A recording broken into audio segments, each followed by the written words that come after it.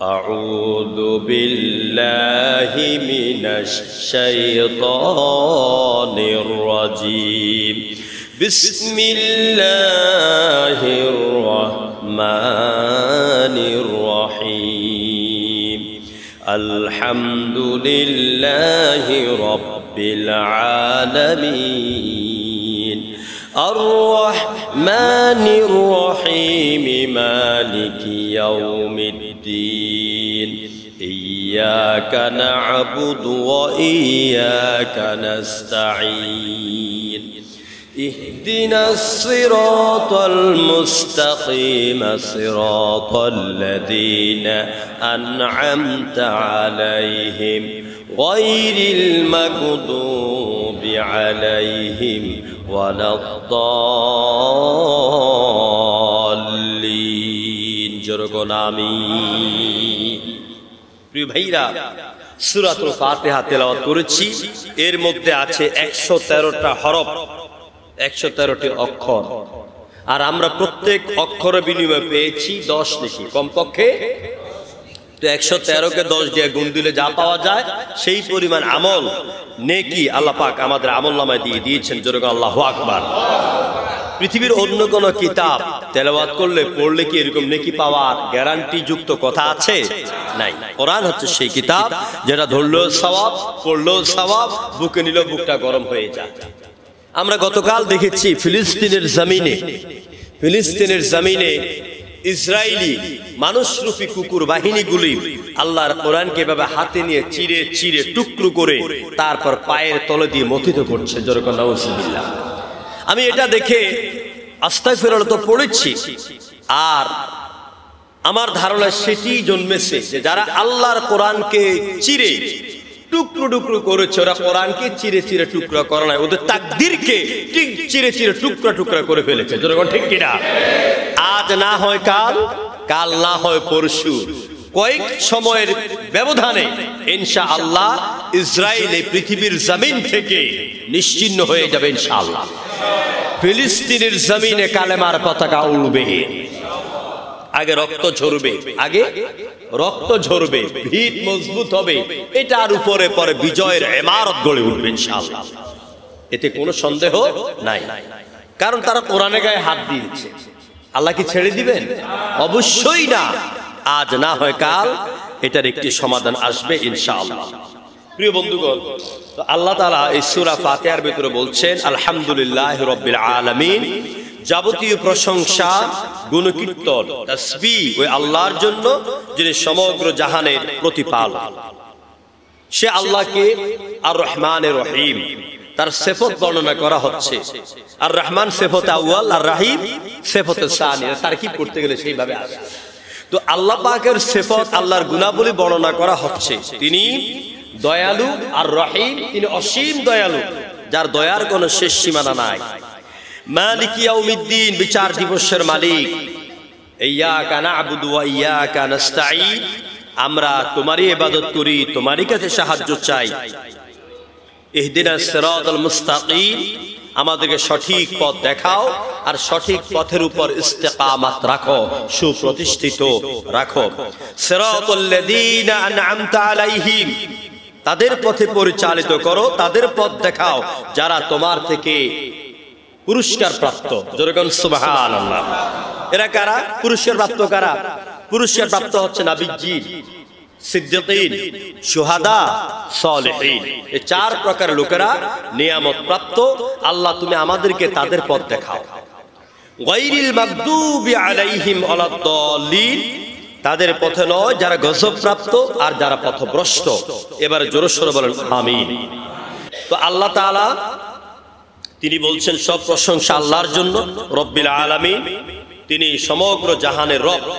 আমরা আলহামদুলিল্লাহ তাফসীর করেছি, আল্লাহর পরিচয় আমরা জেনেছি, রবের আলোচনা করেছি, আলামিন নিয়ে আজকে সংক্ষিপ্ত কথা বলেই আমি খুব সংক্ষেপে সূরা ফাতিহা শেষ করে দেব ইনশাআল্লাহ। সামনে আরো গুরুত্বপূর্ণ কিছু বিষয় আছে, সেইগুলো নিয়ে আলোচনা করব ইনশাআল্লাহ। এখানে আলম হচ্ছে এক জমা। আলম কি? এক আলম হচ্ছে আপনার 1 বছর, আলম হচ্ছে 1 বছর, আলামিন হচ্ছে জমা বহু বছর। অর্থাৎ আলম শব্দের অর্থ হচ্ছে জগৎ, আর আলামিন শব্দের অর্থ হচ্ছে জগৎ সমূহ, অসংখ্য জগৎ, অসংখ্য পৃথিবী, আল্লাহ পাকের অসংখ্য সৃষ্টি রয়েছে।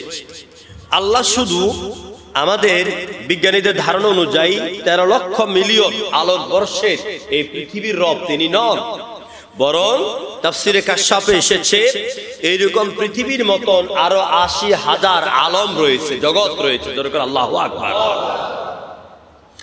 এইরকম অজানা সমস্ত আলম, সমস্ত জগতের রবের নাম কি? আল্লাহ। মঙ্গল, নেপচুন, প্লুটো, বুধ, শুক্র, পৃথিবী, সব গ্রহের রব হচ্ছেন কয়জন? একজন। সবকিছু এক আল্লাহ হুকুমেই পরিচালিত হচ্ছে। যদি আল্লাহ ভিন্ন অন্য কোন সত্তা, অন্য কোন ইলাহ থাকতো, এক এক জগতে এক একজন, অবস্থা কি দাঁড়াতো? আল্লাহ পাক বলছেন, লাউ কানা ফীহিমা আলিহাতান ইল্লাল্লাহ লাফাসাদাতা ফাসুবহানাল্লাহ। লাউ কানা ফীহিমা আলিহা, যদি এই পৃথিবী সহ সব জগতে আল্লাহ ছাড়া অন্য কোন ইলাহ, অন্য কোন মাবুদ থাকতেন, সৃষ্টি জগৎকে পরিচালনার ক্ষেত্রে সব ইলার মধ্যে, মাবুদের মধ্যে, আল্লাহর মধ্যে ঝগড়া লেগে যেত। ঠিক কিনা বলেন? আচ্ছা, আমাদের দেশে প্রধানমন্ত্রী আসন কয়টা? কথা কয় না? একটা। জনগণ কয়টা? তো একটা হওয়া তো হাসিনা ম্যাডাম আছে, খালেদা ম্যাডাম বসতে পারতেছে না। কথা ঠিক কিনা বলেন? একটা। তো এই একটা দখল করা নিয়েই তো লোক চলছে, মারামারি, কাটাকাটি, হানাহানি। যদি এট এ টাইম 2টা প্রধানমন্ত্রীর চেয়ার থাকতো, তো এখন যতটা গন্ডগোল বাড়ছে এর চাইতে গন্ডগোল আরো কমতো না বাড়তো? আল্লাহকে দিয়ে বুঝে নেবারে। আল্লাহ ছাড়া যদি অন্য ইলাহ থাকতো, তো বর্তমান আল্লাহ বলতেছেন আমি পূর্ব দিগন্ত থেকে সূর্য উদিত করি, আর আরেক আল্লাহ যদি থাকতেন বলতো না, তোমার কথা মতো হবে না, সূর্য উঠবে পশ্চিম দিগন্ত থেকে। যদি আরো ইলাহ থাকতো, আরেকজনে কইতো না দক্ষিণ দিক থেকে, আরেকজন থাকলে বলতো না উঠবে উত্তর দিক থেকে। এইজন্য আল্লাহ পাক বললেন, লা তাজআল মা'আল্লাহি ইলাহান আখার ফাতাকউদা মাযমুমান মাখদুলা। সূরা বনী ইসরাঈলের 3 নম্বর রুকুতে আল্লাহ পাক বললেন, এই পৃথিবীতে আল্লাহ ছাড়াও অনেক ইলাহ আছে, আল্লাহ ছাড়াও অনেক ইলাহ আছে, যারা মানুষের ইলাহ হতে চায়, যারা মানুষের মাবুদ হতে চায়, যারা মানুষের শাসনকর্তা হতে চায়, যারা মানুষের আইনদাতা হতে চায়। তোমরা কোন ইলাহর কাছে মাথা নত করবে না। 1 নাম্বার একমাত্র ইলাহ হচ্ছেন আল্লাহ। সুবহানাল্লাহ। একমাত্র ইলাহ কে?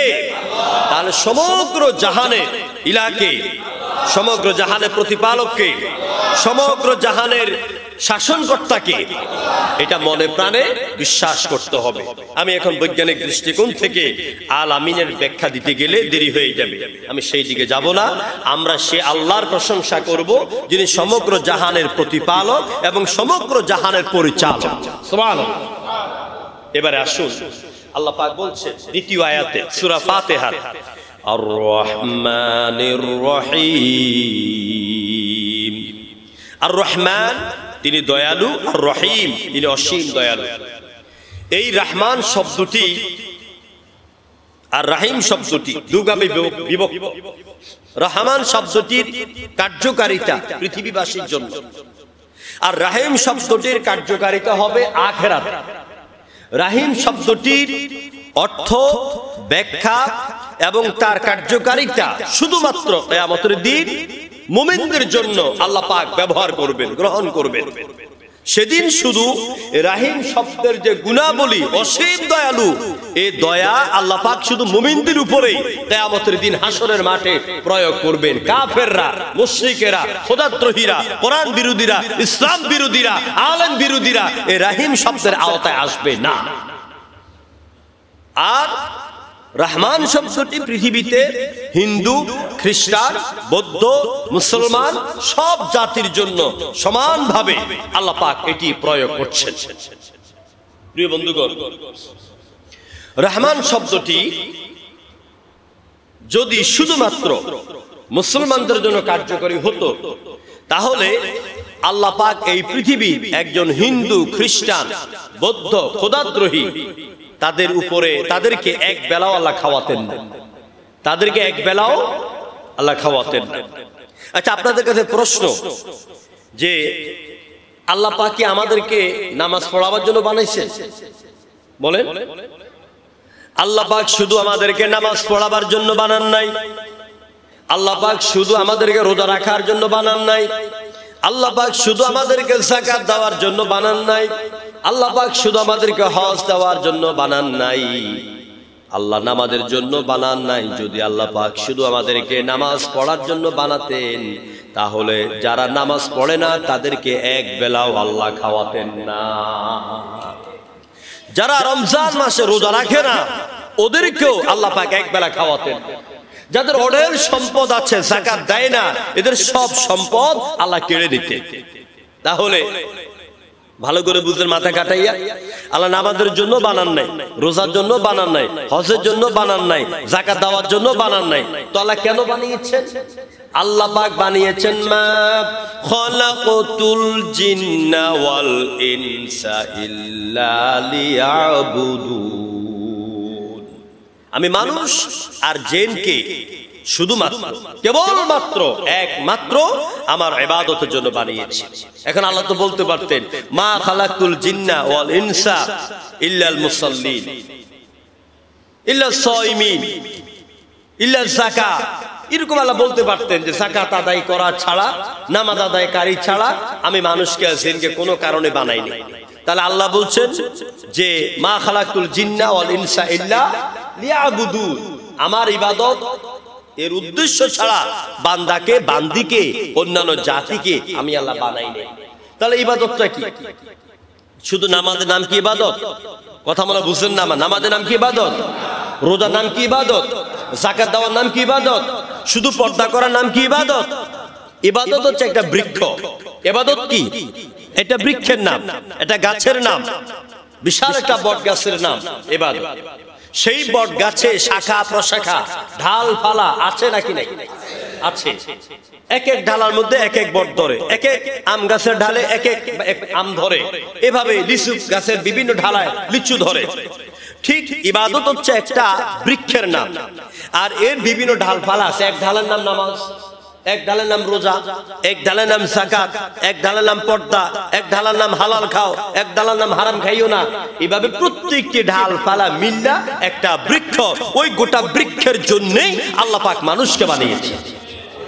ওইটার নামই হচ্ছে ইবাদত। আপনি শুধু নামাজ রোজা হজ যাকাত আদায় করেই আপনাকে আপনি পাকাপোক্ত মুসলমান মনে করেন, সমাজে চলে শয়তানি চক্র, সমাজে চলে শয়তানের আইন, সমাজে চলে মানব রচিত মতবাদ, শয়তান সমাজে চলে মানুষের উপর অত্যাচার, নিপীড়ন, আর আপনি নিজেকে বড় মুমিন বলে দাবি করছেন, তাহলে আপনি কি মনে করেন যে আপনি নামাজ রোজা করছেন বলেই আপনি কি পূর্ণাঙ্গ ইবাদতকারী হয়ে গেছেন?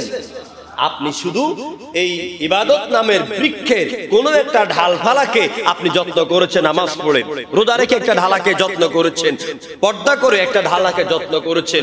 যখন আপনি নামাজ, রোজা, হজ, যাকাত, পর্দা, হালাল খাওয়া, হারাম বর্জন করা, সত্য কথা বলা, মিথ্যা থেকে দূরে থাকা, মিথ্যা সাক্ষী না দেওয়া, তারপর দ্বীনের উপর অত্যাচার করা, অসহায় মানুষের উপর অত্যাচার না করা, আল্লাহ যা বলেছেন সেই মতো চলা, আল্লাহ যা নিষেধ করেছেন তার থেকে দূরে থাকা, রাসূলের সুন্নাত, রাসূলের মডেল অনুযায়ী চলাফেরা করা, সবগুলি করবেন। তখন আপনি ইবাদত নামক মূল বৃক্ষের আপনি হয়ে যাবেন। তখন ঢাল ফালাও সব হবে, মূল বৃক্ষটাও হবে। এখন আমরা তো শুধু ঢাল ফালালোই আমরা দৌড়াদৌড়িতে আছি। হ্যাঁ, নামাজ রোজা আল্লাহর কথা মতে মানবো, আল্লাহর হুকুম আল্লাহর আইন কথা মানবো না, আমরা আল্লাহর দেওয়া অর্থনীতি মানবো না, আল্লাহর দেওয়া সমাজনীতি মানবো না, আল্লাহর দেওয়া বিচার ব্যবস্থা মানবো না, আল্লাহর দেওয়া ওজন দেওয়া মানবো না, আল্লাহর দেওয়া পর্দা মানবো না। মন তো আমার ঠিক আছে, ইমান তো আমার ঠিক আছে, পর্দা কিসের দরকার? জোরে কোন ঠিক কিনা? বহুত নারীরা আছে পর্দা করে না, কারণ আমার মন তো ঠিক আছে, আছে না? মন তো ঠিক আছে। আমার ভাইয়েরা, এই জন্য আল্লাহ পাক তিনি রহমান, তিনি রাহিম। তিনি শুধু নামাজ রোজার জন্য আমাদেরকে বানান নাই, বরং আল্লাহ পাক এমন রহমান যে নামাজ পড়ে তারও খাওয়ায়, যে নামাজ পড়ে না তারও আল্লাহ খাওয়ায়। তিনি দয়ালু আর অসীম দয়ালু। আল্লাহ পাক বলেন, আমার রহমতকে আমি সারা পৃথিবী জুড়ে ছড়িয়ে দিয়েছি, বিছিয়ে দিয়েছি। যারা আমার বান্দা হবে, আমি আল্লাহকে বিশ্বাস করবে, আমি আল্লাহ দরিয়ার নিচেও তাদেরকে দয়া করব, দরিয়ার উপর আমি তাদেরকে দয়া করব। ওরা মাইর খাবে, রক্ত ঝরবে, এদের মাইর খাওয়া রক্ত ঝরা কোনো ব্যর্থতা নয়, কোনো পরাজয় নয়। যারা নাস্তিক, যারা মুরতাদ, যারা মুনাফিক, যারা দুর্বল ইমানদার, তারা মনে করবে ইমানদারের গোষ্ঠী শেষ, ইমানদারদেরকে মেরে ফেলেছে, শেষ হয়ে গেছে। আসলে না, আমি একজন মুজাহিদের শরীর থেকে রক্ত ঝরাইয়া ওই রক্তের প্রতিটি কণিকা থেকে থেকে আমি আরো শত শত মুজাহিদ উৎপাদন করি। আমার ভাইয়েরা, শান্তি প্রতিষ্ঠাকারীদের উপরে আল্লাহ পাক রহমত করেন। কোরআনে কারীম বলছে, লা তুফসিদু ফিল আরদি বা'দা ইসলাহিহা ওয়াদউহু খাউফান ওয়া তামাআন ইন্না রাহমাতাল্লাহি করিবুম মিনাল মুহসিনিন। যারা দুনিয়াতে ফিতনা করবে না, ফাসাদ করবে না, মারামারি করবে না, খুন খারাপি করবে না, কেউ কারো জায়গা জমি দখল করবে না, কেউ কারো বাড়ি ঘরের উপর অত্যাচার করবে না, অসহায় মানুষের উপরে নির্যাতন করবে না, আল্লাহ পাক বলেন আমি তাদের উপরে আমার রহমতের বাড়ি ধারাকে বর্ষণ করে দেই। আর আস্তে কোন সুবহানাল্লাহ, কারণ সুবহানাল্লাহ বলে তো দারুণ ক্ষতি নাকি? হ্যাঁ, ক্ষতি না? তো এখানে কেন আসছেন? কারে পাওয়ার জন্য? কাকে পাওয়ার জন্য? তা আপনার রাসূলুল্লাহ বলেছেন, যেই জিহ্বা আল্লাহর জিকিরে নড়াচড়া করে এটা মুমিনদের জিহ্বা, আর যেই জিহ্বা আল্লাহর জিকিরে নড়াচড়া করে না এটা মৃত দিল, এটা মৃত জবান। এজন্য উঠতে বসতে জিকির হবে কার? আল্লাহর জিকির হবে। আমার ভাইয়েরা, আল্লাহ রাব্বুল আলামিন বলেন আমি রহমান, আমি রাহিম। আমার রহমতের চাইতে এত বড় দয়া দুনিয়াতে কারো নাই। ক্বালা, মুসা আলাইহিস সালাম বললেন, রব্বিগফিরলি ওয়া লিআখি ওয়া আদখিলনা ফি রাহমাতিকা ওয়া আনতা আরহামুর রাহিমিন। যখন আল্লাহ পাক মুসাকে নবুয়ত দিলেন, হারুন, মুসা চাচ্ছে আল্লাহ পাক আমার ভাই হারুনটাকেও তুমি নবুয়ত দিয়ে দাও। যেরকম সুবহানাল্লাহ। এবার দোয়া করছেন, রব্বিগফিরলি, ও আমার রব আমাকে maaf করো, ওয়া লিআখি, আমার ভাইকে maaf করো। আমার ভাইকে আমি ওই যে গরু পূজা যারা করে তাদের দেখাশোনার জন্য দিয়ে গেছিলাম, আমি তো 40 দিনের জন্য পাহাড়ে আটকে গেলাম। তা আমার ভাই বুঝে সুঝে নাই, ওরা এদিকে গোবৎস পূজা শুরু করে দিয়েছে। এখন আয়েশা, মুসা তো এত রাগ ছিল, রাগের ঠেলা চুলগুলি মাথার পাগড়ি ভেদ করে উপরে দাঁড়িয়ে যেত, এত রাগ ছিল হযরত মুসা। তো আয়েশা হযরত হারুনের চুলগুলি ধরে টান মারছে, খুব রাগান্বিত হয়ে গেছে। এরপর রাগ কমে যাওয়ার পরে আল্লাহকে বলতেছেন, রব্বিগফিরলি, আমার রব আমাকে maaf করো, ওয়া লিআখি, আমার ভাইকে maaf করে দাও, ওয়া আদখিলনা ফি রাহমাতিক, আর তোমার রহমতের তাবুর ভেতরে, দরিয়ার ভিতরে আমাকেও ঢুকাও, আমার ভাইরেও ঢুকাও। যেরকম সুবহানাল্লাহ। আল্লাহ রহমত পাওয়ার জন্য দোয়া চাইতে হবে কার কাছে? আপনি চাইলে মসজিদে আসতে পারবেন না, আপনি চাইলে নামাজ পড়তে পারবেন না, আপনি চাইলে হালাল খাইতে পারবেন না, আপনি চাইলে অন্যায় থেকে বেঁচে থাকতে পারবেন না, আপনি চাইলে আল্লাহর রহমত পাবেন না। এই রহমত পাওয়ার জন্য, মাফ চাওয়ার জন্য, গুনাহ মাফের জন্য, আল্লাহর করুণা পাওয়ার জন্য প্রতিটা মুহূর্তে আল্লাহর দরবারে আপনাকে অ্যাপ্লাই করতে হবে। আল্লাহ আমার উপর রহম করো, আমার স্ত্রীর উপর রহম করো, আমার অবাধ্য সন্তানগুলিকে তুমি বাধ্য করে দাও। আমার ছেলেদের হাতে মদের বোতল থাকে, ছেলেরা মোটা মোটা চেইন পরে ঘরে আসে, আল্লাহ চোখ লাল করে করে ঘরে আসে, সারাদিন মোবাইল টিপে বিভিন্ন পথভ্রষ্ট হয়ে যাচ্ছে, আমার পরিবার ধ্বংস হয়ে যাচ্ছে, আমার স্ত্রী আমার আনুগত্য করে না, আমি অফিসে চলে গেলে স্ত্রী পরকিয়া করে। আল্লাহ সব কিছু থেকে তোমার কাছে মাপ চাই, আমার পরিবারের উপর তুমি রহম দান করো। কাকে বলবেন? কাকে বলবেন? আল্লাহকে বলতে হবে। আল্লাহ আমার অভাব, আমার ঘরে অনেক ক্ষুধা, সন্তানদের চাহিদা মিটাতে পারি না, বাসা ভাড়া দিতে পারি না, চাকরিটা যায়, ব্যবসা বাণিজ্য ভালো হয় না, আল্লাহ নিরভরত মানুষ, আমি রাস্তা দিয়ে হাঁটছি, আমার ধরে নিয়ে গেছে, এরকম আছে না? আল্লাহ তুমি আমার উপর দয়া করো, আমাকে রহম করো, আমাকে মাফ করো, এভাবে আল্লাহর কাছে রহম চাইতে হবে। নামাজ পড়েছেন, মনে করেছেন নামাজি হয়ে গেছেন, নামাজ কবুল হয়ে গেছে না, নামাজ আদায় করার পরে ইস্তেগফার পড়বেন, দরুদ শরীফ পড়বেন, এরপর আল্লাহকে বলবেন যে আল্লাহ কষ্ট করে তোমার দুইটা সেজদা দিয়েছি, তুমি দয়া করে আমার সেজদাগুলি কবুল করে নাও। এই দোয়াটা কিন্তু আপনাকে করতে হবে, এই দোয়াটা করতে হবে। আল্লাহ আজকের এই নামাজটাই হতে পারে আমার জীবনের শেষ নামাজ।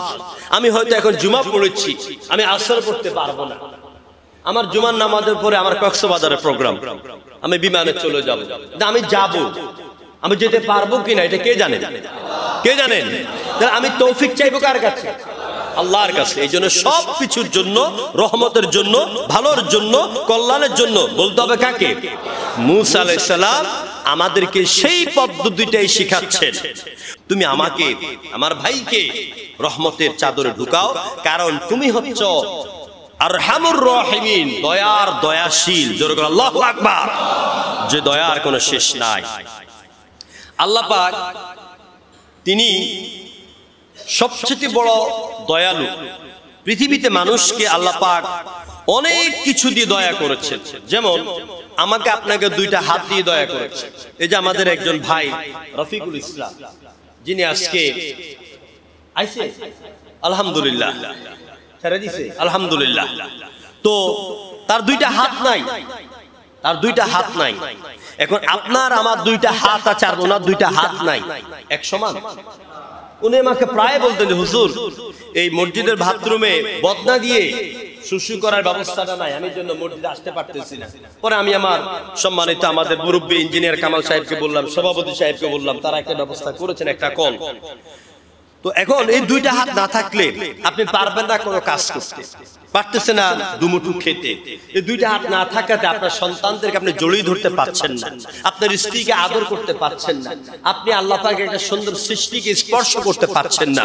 তো এই দুইটা হাত দিয়ে আল্লাহ আমাদেরকে দয়া করেছেন, অনুগ্রহ করেছেন নাকি করেন? দুটো চোখ দিলেন, কি নিয়ামত! আমি একবার বলেছিলাম মনে হয়, এই যে দুইটা চোখ দিয়ে আল্লাহ শেষ করে দেন নাই, বরং দুইটা চোখের সামনে আল্লাহ পাক আমাদেরকে 13,000 চিকন চিকন সূক্ষ্ম রগ দিয়া, চোখের সামনের পার্টিশন, আবার পিছনের পার্টিশনে আরো 13,000 রগ দিয়া, এক চোখে 26,000, আরেক চোখে 26,000, মোট 52,000 চিকন চিকন রগ দিয়া দুইটা চোখকে আল্লাহ পাক বাঁধাই করে দিয়েছে, যাতে করে আমি আপনি এই বৃষ্টির সময় পিছল খাইয়া পড়ার পরে আমার চোখের রাজা, চোখের মধ্যমণি গলে না যায়। যেরকম সুবহানাল্লাহ। এই চোখের মাঝখানে আল্লাহ পাক কি কালো একটা রেটিনা দিলেন, চোখের রাজা দিলেন কালো। কারো কারো চোখ তো হচ্ছে বিলের চোখের মতো ঘোলা ঘোলা, যেরকম ঠিক কিনা? কারো কারো চোখ আছে এত সুন্দর, তাকাইয়া দেখতে ইচ্ছে করে, আর আপনার অজান্তে বের হয়ে যায় আলহামদুলিল্লাহি রাব্বিল আলামিন। আল্লাহ পাক এই দুটো চোখ দিয়ে দেখার শক্তি দিলেন, মাথার চুলগুলি দিলেন, হাত দিলেন, পাও দিলেন, কান দিলেন। চোখ দেওয়ার দরকার একটা, দিলেন আল্লাহ ডাবল। হ্যাঁ, আল্লাহ পাক ইচ্ছা করলে পাও একটা দিয়েও হাঁটাইতে পারতেন, সৌন্দর্যের জন্য দিলেন দুইটা পা। এভাবে অঙ্গ প্রত্যঙ্গের অসংখ্য নিয়ামত দিয়ে আল্লাহ আমাদেরকে ভরে দিলেন। সমস্ত খাবার দাবার, শরীর অঙ্গ প্রত্যঙ্গের মধ্যে শ্রেষ্ঠ নিয়ামতের নাম হলো কোরআন। জোরে বলেন কি নাম? কোরআন। কোরআন যদি পৃথিবীতে না আসতো, আল্লাহর নামে কসম করে বলি, এই পৃথিবীর মানুষগুলি সব জানোয়ারে রূপান্তরিত হয়ে যেত। কোরআন যদি না আসতো, কোরআন এসেই আমাদেরকে দেখিয়ে দিল সত্যের পথ, মিথ্যার পথ, হকের পথ, বাতিলের পথ। কোরআন এসে আমাদেরকে বলে দিল, এটা ইব্রাহিমের রাস্তা, এটা নমরুদের রাস্তা, ডান দিকে যাও মুসার রাস্তা, বাম দিকে যাও ফেরাউনের রাস্তা, ডান দিকে যাও মুহাম্মদ রাসূলুল্লাহর রাস্তা, বাম দিকে যাও আবু জাহিলের রাস্তা, ডান দিকে যাও ইমাম আবু হানিফার রাস্তা, বাম দিকে যাও খলিফা মানসুরের রাস্তা।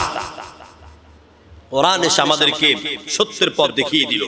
এই জন্য আল্লাহ পাক বলেন, ইয়া আইয়ুহান নাসু ক্বাদ জাআতুকুম মাউইযাতুম মির রাব্বিকুম ওয়া শিফাউন লিমা ফিস সুদুর ওয়া হুদাও ওয়া রাহমাতুল লিল মুমিনিন। আল্লাহ পাক বলেন, হে মানব মণ্ডলী, নিশ্চয় তোমাদের কাছে তোমাদের রবের পক্ষ থেকে শিফা এসেছে, রোগের মহা ঔষধ এসেছে। তোমাদের বক্ষের ভিতরে, তোমাদের অন্তঃকরণে শিরক বেদাতের যত রোগ আছে, কুফরির যত রোগ আছে, সব রোগকে সারাইয়া দেওয়ার জন্য আল্লাহর পক্ষ থেকে মহা ঔষধ এসেছে। সে মহা ঔষধের নাম হলো কোরআন। জোরে বলেন কি নাম? কোরআন। এই কোরআন যে কলবে থাকবে, এ কোরআন যে মেমোরিতে থাকবে, এ কোরআন যে শিক্ষা ব্যবস্থার মধ্যে থাকবে, ওই শিক্ষা ব্যবস্থা, ওই কলব, ওই মেমোরি কখনো নাস্তিক হবে না। আজ আমাদের শিক্ষা ব্যবস্থাকে ধ্বংস করে দেওয়া হচ্ছে। জনগণ ঠিক কিনা? আপনারা জানেন আজকে আমাদেরকে ফ্যাক শেখানো হয় টিচারদেরকে। আজ আপনার 30 বছর, 40 বছর, 50 বছরের মহিলাদেরকে এখন নাচ্চা অভিনয় শিখে তারপর বাচ্চাদেরকে শিখাইতে হবে। মেয়েরাও নাচে, টিচারও নাচে, ছাত্ররা নাচে, শিক্ষিকাও নাচে। সেখানে কি একটা পরিবেশ সৃষ্টি হবে। এই জন্য আমরা প্রায় বলি, আমরা বলে আসছি, নতুন কারিকুলামের পদ্ধতি অবশ্যই বাতিল করতে হবে। যেরকম ঠিক কিনা? আমাদের ছেলে মেয়েদের শিক্ষা ব্যবস্থা থেকে অঙ্ক, ইংরেজি, আরবি গ্রামার, ইংলিশ গ্রামার সব করে নেওয়া হচ্ছে। এখন শিখানো চালুর ভর্তা কেমনে বানায়, সবজি কেমনে কাটে, নারী পুরুষের ছেলে মেয়েদের শরীরের পরিবর্তন কেমনে আসে, সেক্স পাওয়ার শেখানো হয়। এইগুলি শিখার জন্য তো আমরা স্কুল কলেজে দেই নাই। অর্থাৎ আপনাদেরকে স্পষ্ট ভাষা বলতে চাই, এই নালে যদি আমার মৃত্যু হয় আমি বলবো, সেটা হচ্ছে এই, আমাদের এই শিক্ষা ব্যবস্থা আমাদের বর্তমান ভবিষ্যৎ প্রজন্মকে ধ্বংস করার জন্য এক অদৃশ্য শকুনের দেওয়া শিক্ষা ব্যবস্থা কায়েম করা হচ্ছে। আমাদের সন্তানদের নীতি নৈতিকতা চরিত্র যদি নষ্ট করে দেওয়া যায়, আগামী দিনে এই দেশের সচিবালয়, মন্ত্রণালয়, রাজনীতিতে, শিক্ষালয় নেতৃত্ব দেওয়ার মতন যোগ্যবান কোন নাগরিক পাওয়া যাবে না। এই জন্য তারা আমাদের দেশটাকে শিল্প বলেন, গার্মেন্টস বলেন, সব দিক থেকে ধ্বংস করতে করতে এখন আমাদের কলিজার মধ্যে আঘাত করতেছে। এই জন্য এই শিক্ষা কারিকুলাম অবশ্যই বাতিল করতে হবে। আর এই জন্য আমি মনে করি সারা বাংলাদেশের প্রত্যেকটি মানুষ তাদের সন্তানদের জীবনকে গঠনের লক্ষ্যে এই শিক্ষানীতি বাতিল করার জন্য মাঠে ময়দানে আমাদেরকে প্রতিবাদ স্লোগান তুলতে হবে। কিন্তু আজকে আমরা পাচ্ছি না। আমরা দলের দালালি করি, আমরা সামান্য কিছু টাকার জন্য আমাদের ভবিষ্যৎকে আমরা ভুলে যাচ্ছি। আমরা দালালি করছি, দালালি করে করে আমরা হকের কথা যেই বলে ওর নামে থানা থেকে রিপোর্ট করে দেই। মনে রাখবেন, আমার মেয়ে শুধু ধ্বংস হবে না, আমি হুজুরের ছেলেই শুধু ধ্বংস হবে না, আপনার ঘরে যে সন্তানাদি আসতেছে এসেছে এরাও ধ্বংস হবে। জনগণ ঠিক কিনা? এখানে আওয়ামী লীগ নাই, এখানে বিএনপি নাই, এখানে জামাত নাই, জাতীয় পার্টি নাই, এখানে আমার কলিজার টুকরা সন্তানের ভবিষ্যৎকে নির্ভর করে। এই জন্য আমরা কোথায় যাচ্ছি, আমাদের গন্তব্য কোথায়, আমরা যাব কোথায়, সব শিক্ষার মূলে আল্লাহর কোরআন লাগবে। চিল্লাইগো ঠিক কিনা? এখন আর ইসলাম শিক্ষা বইয়ের মধ্যে বা বিভিন্ন বাংলা বইয়ের মধ্যে নবীর গল্প নাই, নবীর কাহিনী নাই, কোরআনে আয়াত নাই, কালেমার ব্যাখ্যা নাই, এগুলো সব তুলে দেওয়া হচ্ছে। তারপরে ক্লাস 1 থেকে ইন্টার আগ পর্যন্ত কোনো পরীক্ষা নাই। কি শিখাবেন ছেলে মেয়েদের? পরীক্ষা বছরে আগে 3টা পরীক্ষা ছিল, উঠাই দিল 2টা, এরপরে 2টা ছিল, এখন সব পরীক্ষা উঠে দিয়েছেন, কোনো পরীক্ষাই লাগবে না।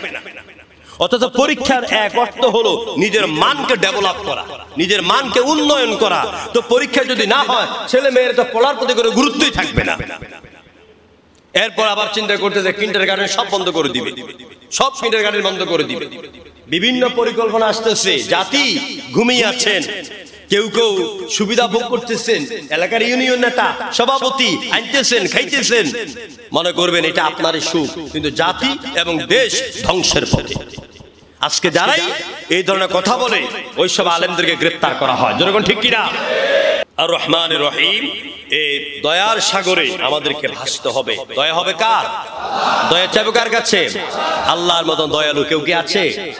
তুমি রহমান, তুমি মেহেরবান, অন্ধ গাহে না শুধু তোমার গুণগান, ভরে ভরে না তব প্রাণ।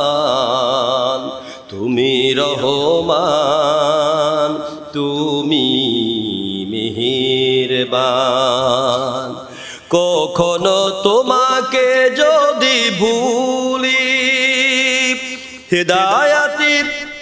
হেদায়াতের আলো জেলে নিও কাছে তুলি। কখনো তোমাকে যদি ভুলি, হেদায়াতের আলো জেলে নিও কাছে তুলি। ঠাই দিও প্রিয়তম, ঠাই দিও প্রিয়তম, ও গো দয়াবান। তুমি রহমান, তুমি মেহেরবান। যেরকম সুবহানাল্লাহ।